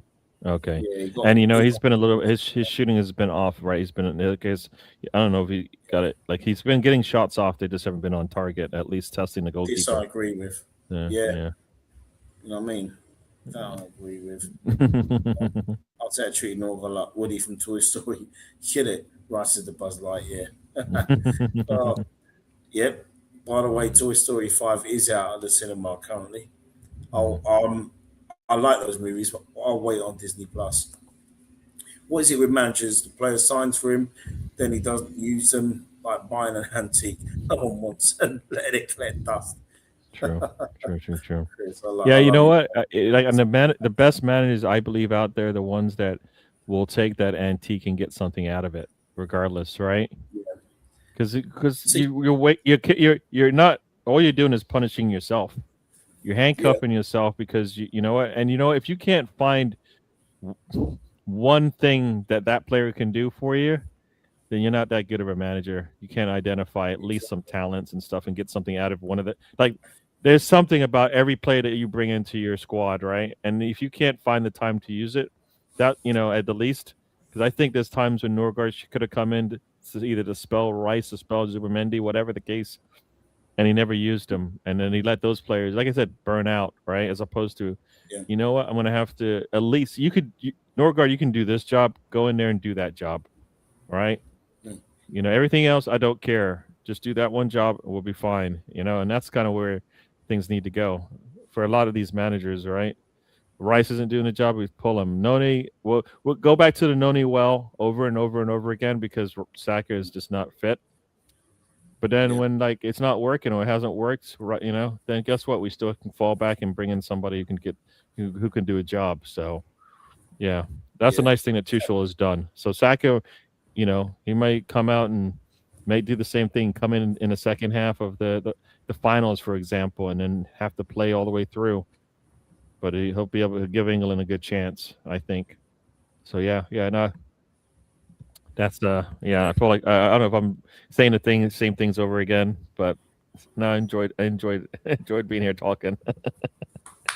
yeah, man. No, I'd keep Christian Norgard as well because I mean I know he's going, but I would keep him. I mean, If they're not going to get money he's a from him, they great might guy. as well keep him, right? So Yeah, whatever they got, I think it was 10 mil that they paid for him or something like that. They should be able to get that for him, even if he didn't. Like what he do for for Arsenal, should be able to get him 10 mil easy. You know what I mean? He's mm, probably worth more. He's a champion now, right? Premier League champion. He's part of. Yeah, I think everybody played a part. His part happened to be in the cup matches, which made it easy for those players that may have had to play, not have to play. But mm. yeah. No, there's Norgard. Is some people saying, um, oh, it was the whole like Kai and Erdogan. Should they be, should we be let go and bring somebody else in to help? Since we're, if, for example, if Morgan Rogers comes in, you have Eze, Morgan Rogers, and Erdogan. Do you really need all three? Big up Tyson. Yeah, Yeah, exactly. yeah, Tyson. You know, do you know what? What was I saying? Big up Tyson. No, it's all good, man. It's all good. It's all love here. You know what I mean? We're still going strong, the two of us here. No, appreciate you tuning in, brother. Appreciate you tuning in. Hmm. I mean, no one should talk about Southgate, in my opinion. He had the luck of the draw in all four tournaments and through the year until he won final away. Yeah, 2018 should reach final.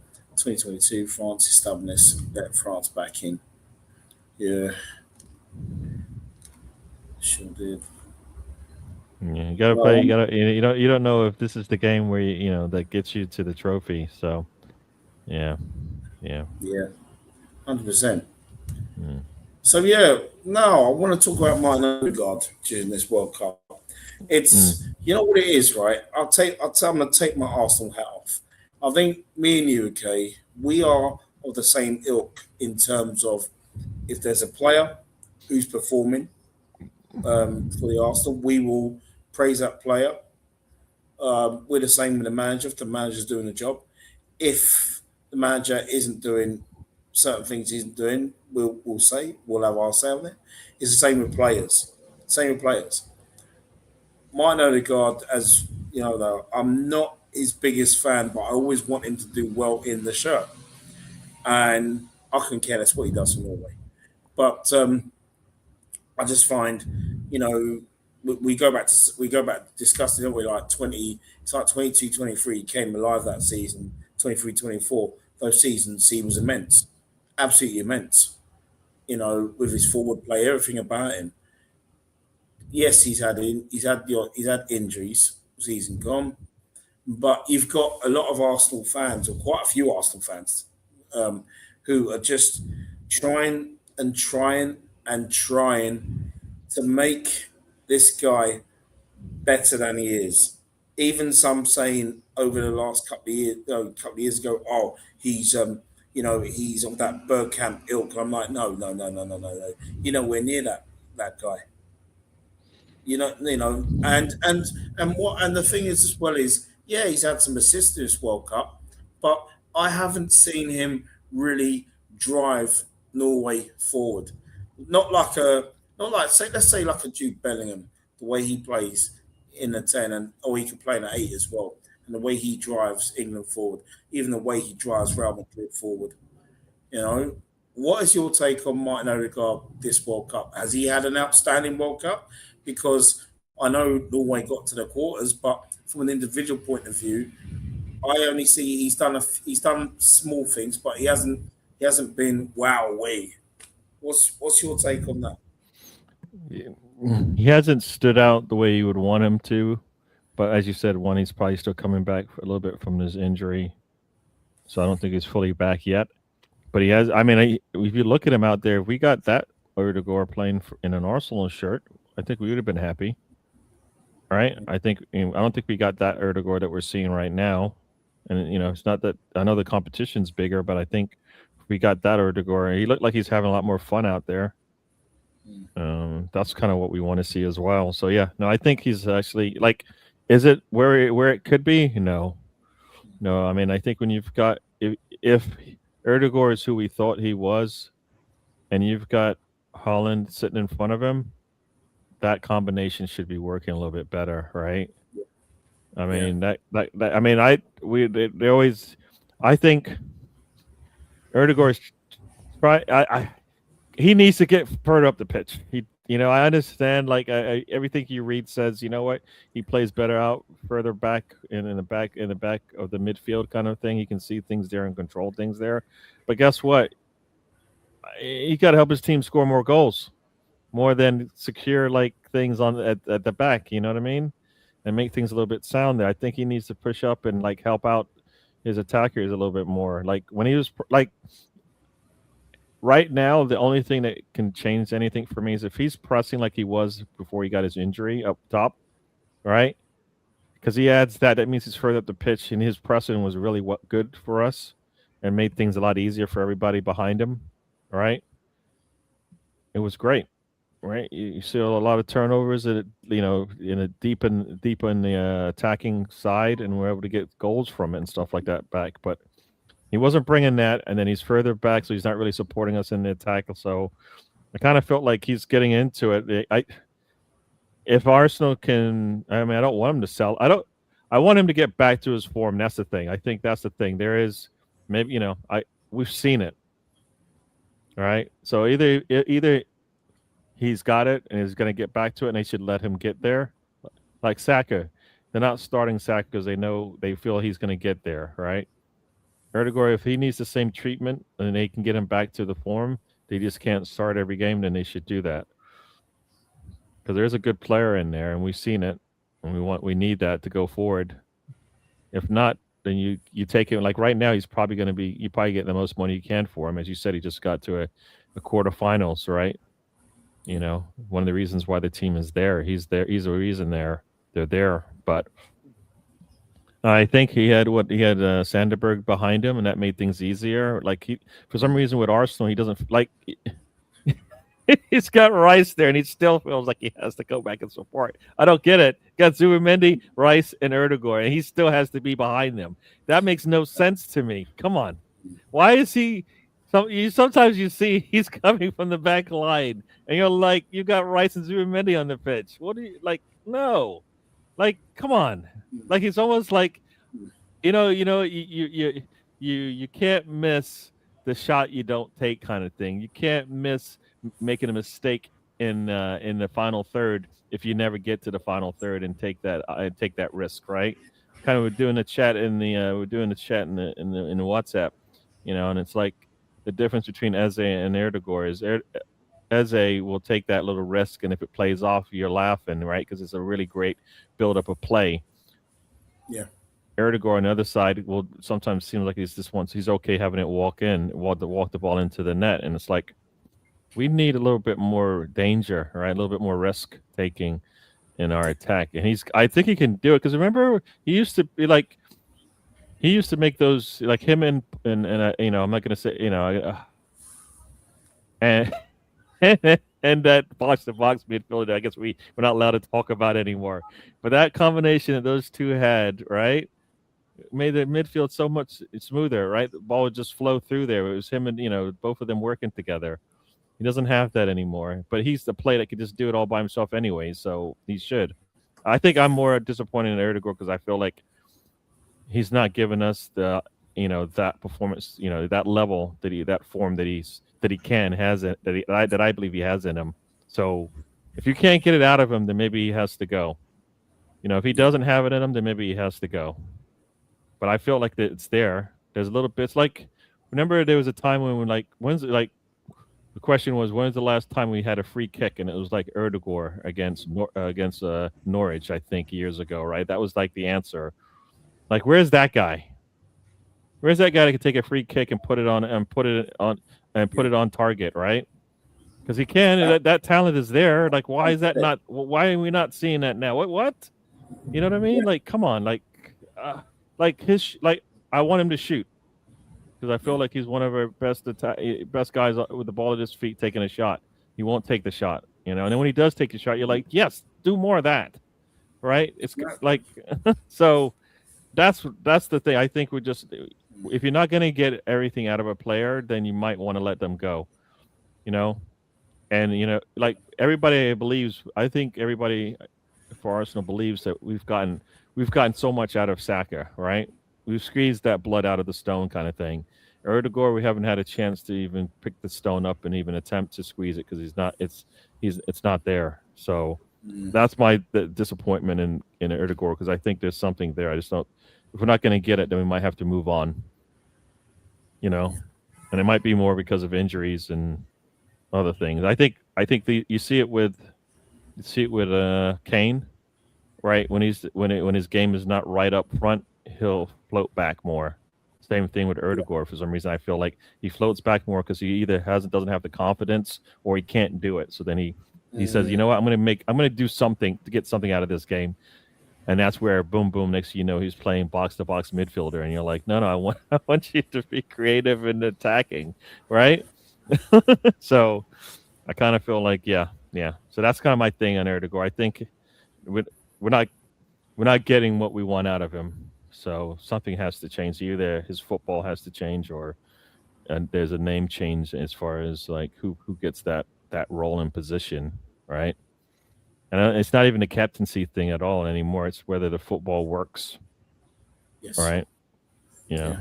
So. No, I hear you, and you broke that down really well. And it's I've made it no secret in the chat. So I'm not even a fan of this guy because basically it's like when you see a player and they come to Arsenal, they're working hard, they get down to it, and then all of a sudden, Odegaard's not the first player to have done this. You know what I mean? It's like there's been other players who all of a sudden it's like the form has just gone, and then you think, oh my god, they're not even performing now. I think with Odegaard, for me, it's just it's like when I talk to fans, or if I talk to one at work in particular who loves Martin Odegaard. He loves Martin Odegaard, and it's just a case of, well, why are we hyping him up like he's one of the greatest players ever at the club, or what? I just don't get the hype around that. Don't compare him to like of Bergkamp, Ozil. Don't even compare him to Kanu. You know what I mean? Those types of players were different, and I just think he won't get that form back. And also the only how he could turn it around for me is like Bobby said. I don't know if you've heard from what Bobby said, is that we're going to be playing football next season. We're not going to be playing the same way we did last couple of seasons. So if it was a case of we then revert back to type from a few seasons ago because the club want to see us play good football again. We've got the Premier League title. When they want to see good football again, if Odegaard was to remain at the club and we're playing good football and he's shining, I'm all for it. I'm all for it. I'm not going to say I'd still want you to leave. You always want players to prove you wrong. That's what we want at this club, to be proven wrong. I'm not gonna if he changed to a point where he was like how he was a few seasons ago, I'll take that Odegaard in a heartbeat. But right now, I'm not seeing for the last 2 seasons. I'm not seeing if that Odegaard's going to come back. Yep. Yeah. That's my issue with him. But we'll have to see, because it's like we've been saying in the chat, his value would have gone up slightly because of this World Cup. As you know, it's like players, whenever they get further, isn't it really, where value always goes up? And maybe that's why Haaland would probably be the one who I wouldn't be surprised if Real Madrid were to come into him and come from him. He says yes, and he's gone. I do not see him staying. I don't see him staying at City for at least another 2 seasons. He's probably gone. He's probably gone already, or this will probably be, or he'll probably have one more season left. You know what I mean? Yep. But what I want to also talk about now is I would like your score predictions for the semi-finals, please. So we've got France and Spain Tuesday, 8:00. Mm-hmm. 8:00 over here. So it'd be about what, 3:00 for you in the afternoon, roughly? I think so. Yeah, I think so. Yeah. Let me actually see what time of the game. The games are Tuesday, right? Yeah, 3. Yeah, right. 3 p.m. Mm-hmm. So 3 p.m. So what would be your score prediction? I'm torn on this one because, what do I want? Do I want Saliba to go home and rest? Or Marino? No, Marino is gonna. He's coming off the bench, so that's fine. Yeah. Zermini's coming off the bench. That's fine. Raya can't get it. Well, probably won't play. Yeah, unless they're playing in the third place game or something like that. But yeah, no, I guess if I'm gonna go with my favorite, I think France has. I hope it's a good game, and if it is, that means France is having some fun. If it's an ugly game, then that means Spain's gonna have an opportunity, right? That's kind of how I look at it. I think that's probably what everybody else would say. So if France is if it's a good game, France is having a good day, and it's going back and forth, and France probably runs away with it. But if Spain is able to, control things like they've done pretty much, not too. I mean, I think they may have given up their first goal, I think it was, but in general, probably not. So I'm gonna go with France to win it. I think if France is having a good day, they'll win it 3-1. If Spain were to get it by, then they might go to penalties. I think Spain won't be able to run away from France. That's my prediction for that first game. Let me give you the next one. Yes, please. Yep.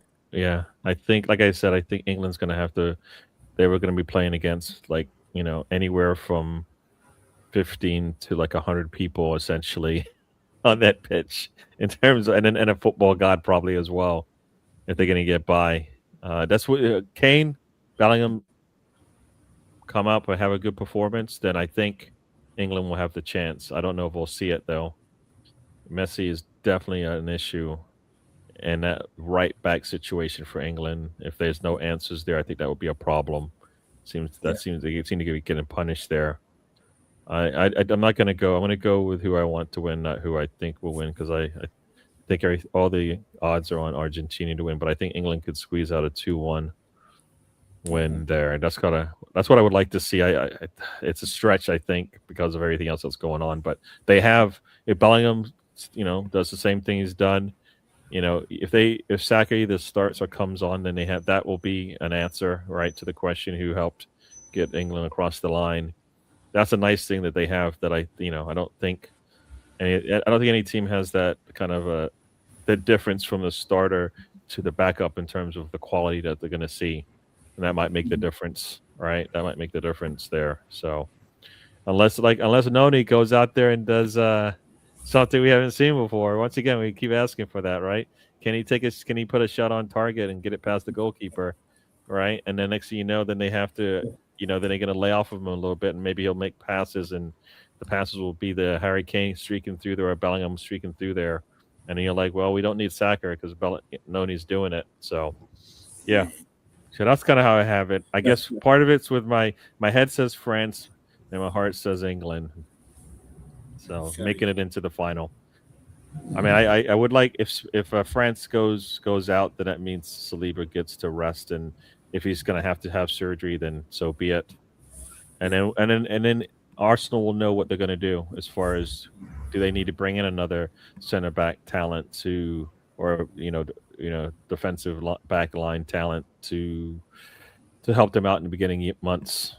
So yeah, and there will be outside of Argentina, there will be an Arsenal player in the final, and maybe an Arsenal player with a World Cup as well, depending on how that plays out. So yeah, that's how I got it. That's how I got it. So Chris Welsh he's got his lineup there. Yeah. I'll just before we go to Chris's, I think for me, I'm looking at France 3, Spain 1, and England Argentina. I think it'd be 2-1. 2-1 to England. Be tough though. Be very tough after extra time. I see it. I don't see a penalty because FIFA will probably give Argentina a helping hand anyway. You know what I mean? So yeah. I don't. It's we'll see. We'll see because Argentina didn't need FIFA's help yesterday. No, that's what I'm saying. Like the things that they need, that the help that they got in the previous matches.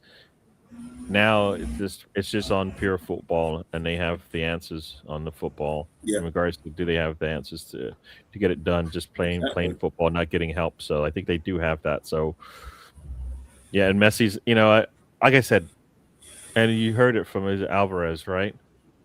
We're here to get this man across the line, right? It's like a Grand Prix, right? You have a team on your side, and then you have your teammate also who's helping you make sure you get across the line first, right? Right. Portugal doesn't have that. They don't even have the guys helping out with the car for the driver that are helping him out, right? But for the fact that you've got an entire squad who want to get Messi across the line, and they don't want to let him down, right? Yeah. That right there is the difference. Like that, and that's where I think that's where Harry Kane will do everything he can to help out, even if that means he's not going to score, right? So it should be a really good game because you got these two powers working against each other, Yeah. And also, Harry Kane scores a goal, he'll take the lead in the Golden Boot, in terms of, or the best scorer. So there's a lot. No, they're stuck on He needs 2 goals ready to tie him, but he has an opportunity to maybe knock him out. So yeah, no, I think. Or Harry Kane, for the Yeah, first time ever, I've heard him not talking about the golden boot. no, that he should. Yeah, be trying to get your team to a trophy, man. Nobody's gonna care about how Yeah, many goals you scored. that's what he cares about. Because I remember years ago when he was at Spurs, he cared about that golden boot in 2018. Cared about it. He's like he wanted it so much because he never won anything. But I'm thinking, is his attitude now in the interview I saw a few days ago so different now to the point where he's already won 4 major honors at Bayern Munich. Yeah. You know what I mean? And this is his 3rd season at the club, isn't it? So yeah, maybe that's why he's now thinking, you know what? It is about the trophies, golden boots, and everything else. That's just it's just like what's the word? Not consolation, but it's Nobody, you know what? Nobody remembers the Golden Boot winner if they won nothing. Yeah. Right? Just a little nice side piece. Like it shows that you're consistent in your play, but like everybody else that you want to be compared against will say, like, look, I've got a World Cup, I've got a Champions League, I've got, back to back to back, league titles, whatever the case may be, right? So yeah, no, and that might, that's Harry Kane. So, like I said, Harry Kane and Bellingham show up. I don't think Argentina will be able to handle that. Yeah. I don't think so. I mean, because they've shown that they can be, they can be got, right. So that might happen, right? Yeah, exactly. Yeah. Well, like I said with Chris, France 2, Spain 2, Spain on penalties. England 1, Argentina 2. I hope I'm wrong, but the champions just find a way if we win. What a statement that'll be. Well, you know what? That's a fair assessment. I mean, I'm not gonna. I never to any fan, England fan or whatever. I'm gonna say, oh, what we talking about 2-1, 2-1. Actually, no, it'd be 2 on a rush. 2 on a rush. You know the thing is, I get why I said that. Yeah, I can't go against my team because there's always that one chance, right? That they get the job done, right? No matter how big the odds are against them. So you hope it to be this time, all right? So well, I'll tell you what though. Look at this, G. I do like this. This. Yeah. Trafford's quality keeper. Kay, Stearns, Burn, Free, James O'Reilly, wing backs, Rice Anderson, Jude midfield, Saka, Kane up front. You see, that is I could play that. I could definitely use that. I mean, and you know what is and sometimes you look at that and you're like, what is that? And I always say, at some point, and this is what I think Wenger didn't do in his late days. At some point, just get your best 11 players on the pitch. Just get your best 11. Some of them might have to play out of position. It doesn't matter, but they're your best 11 players, right? And they can perform a task when asked to. So I think, that's what that lineup looks like. I just get my best 11 out there that I can think of and make sure all the positions are filled, and then go with that and see and go and get the best out of them. So yeah, no, I think that would, that's one of those, not necessarily break glass because you could just play it. I mean, but that probably gives you the best opportunities. And then, then you have a lot of players you can bring on later on if you want to solidify the defense and see it out, right? I think Spence coming off the bench has looked really good compared to, the way when he started a couple games ago. And, of course, Burns has looked good when he's come on. I don't know. We'll see how he starts. That might be a problem, but maybe you just want to see that first 45 minutes through, and then, if you're able to get across the line, and like I said, if Saka's on the pitch and you don't have a goal or two scored, then you're probably in trouble because he's going to have to come off, right? If he's starting. So, you want him to come off with a lead, but at least have goals scored when he's on the pitch, or else you've wasted, I think, not wasted, but the opportunity's it's come and gone. So, yeah. Yep. No, fair play, man. Inflatino doesn't exist. How the F does he get to each game so fast? He does, doesn't he? I've noticed that. You know what I mean? Mm. If Tuchel gets to the final, I'm backing him to win it. Don't forget what he did with bang average Chelsea team.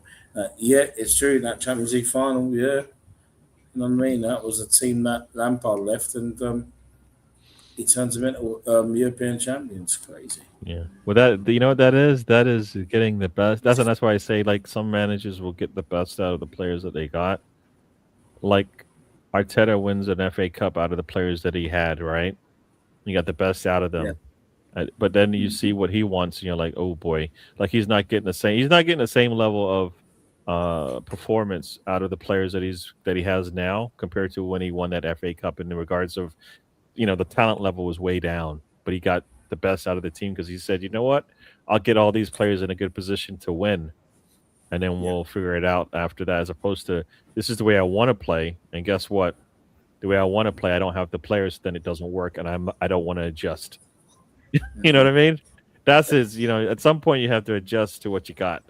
So, um, yeah. So that's when you Yeah. see teams overachieve, right? The Chelsea team nobody had winning, but they did, right? Because on their day they got the best out of their players on that day. The next season, where were they? Struggling again, right? So, yeah, Yeah. Yeah. That. yeah, yeah. Yeah. That. I mean, what we got? Just get back into the chat.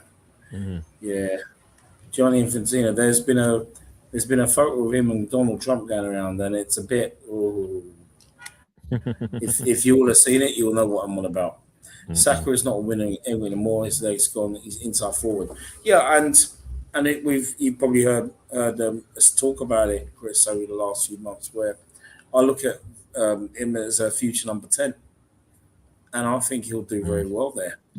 You know, I think he's got the intelligence to play in that 10 role. You know, and I think it'd be more or less sooner rather than later. You know what I mean? If it gets him on the It's- pitch and it gets him on the pitch for a longer amount of time, then why wouldn't you want to do that, right? If you like I think if you bring him on, if like Noni has to start because he gets the minutes, but you put Saka inside because he gets you more minutes from there than he can on the wing. Maybe Noni even looks better now because he has, because now they have to think about Saka on that same side of the pitch, right? Yeah. Coming up, right? If Saka's there and Noni's there, like Noni right now, like he might actually he might actually make that turn, Mm. right? He might, as opposed to just taking a shot, he might actually make that turn because now you're dealing with Saka and you have to err on the side of I don't know if I want, I don't want him to tip that ball to Saka coming behind me, so then I'll give And him some he's space and then he runs by you. So I think, and he's so quick. yeah, He's so yeah. quick as well. If you combine Saka and Noni together, you get a crazy player. Yes. If you combine the two, you know what I mean. Yeah. But yeah, man, it's well, I'm looking forward to the next week or so with regards to World Cup. That's almost over, and when are we? When's pre-season start? Is it started already, or is it tomorrow? I haven't even checked yet. I thought it Let me was in ask. a week or two. The players have to, because they're going to Marbella or whatever it is for the Yeah, summer training, right? And that's happening soon. And I think some of the players have started showing up, right? Because I think somebody showed up and then was like, "Oh my, Calafiori's already here." So I think, right? Because I think even Bobby said Calafiori is looking like good. Timber is getting back into some sort of form. So, like as much as we might miss Saka and Rice and Saliba, if we have Timber and Calafiori, we might be all right in certain other areas of the pitch. So we might be, to get through that first month or two, we might just have to, slug it and just get by. I know I listened to some Liverpool fans, and they would always say those first 10 matches in the league were just a feeling out period. It's getting it's when you see in the Grand Prix when they kind of going back and forth on the tires to get them warm enough to stick to the track. That's kind of what you're doing in those first 10 matches. So maybe you get the win, maybe you don't, but after that you're rolling for the next 20, and that might make a difference in your season. So we're going to have to do something like that anyways at some point. You're not going to rush back our players. So yeah. So we might not have as bad as a team going in compared to who we're playing, right? Yes, we don't have Rice and Saka and Saliba, but you know what? Compared to who we're playing, Coventry City, should they have any players on their team that kind of like concern us defensively or offensively? Probably not, right? No, but it's you know what I mean. But it's It one of just those becomes games. Isn't mental. it? It's one of those games where we could be clearing up cobwebs. You know what I mean? I know we'd have already played a few pre-seasons and City in the Shield. Mhm, Not at Wembley. It's at the Emirates, at the Millennium Stadium in Cardiff. mm, mm, Yeah, I've been there before a couple of times. Nice stadium, very nice. mm.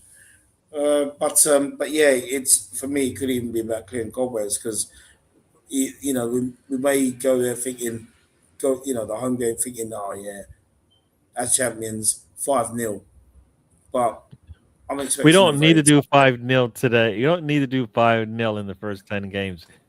We need to be clicking in that middle period of time where we're like rolling, and then you might see Yeah, those like right to like you said, if we're just trying to dust off the cobwebs and the dust and stuff off the shoulder and get going, then we can do that. We can win ugly. We've seen that, yeah, and maybe we just win ugly because we're used to it now, right? A mhm, 1-0 over Coventry, nobody would be surprised, especially if Rice and Saliba and Saka are not in the lineup, So we'll be fine that way. We can win like that. That's where Arteta can get the best out of the players that he has because he'll yeah, put a scheme up there that get the game in our favor, and as long as the players perform, it'll be all right. So yeah.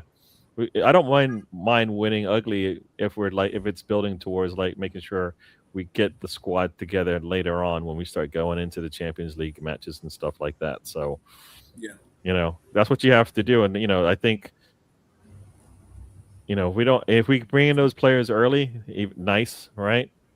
You know, bringing those players early would be nice. So Yeah. yeah. Well, we shall see. We Hmm. shall see indeed, and Hmm. Hmm. hopefully, next Saturday, I think I'm free next Saturday. So most likely. Oh no, I'm not actually. I'm not free next Saturday because I would have jumped on Bobby's Arsenal transfer show. No, I think I've got a few things to do.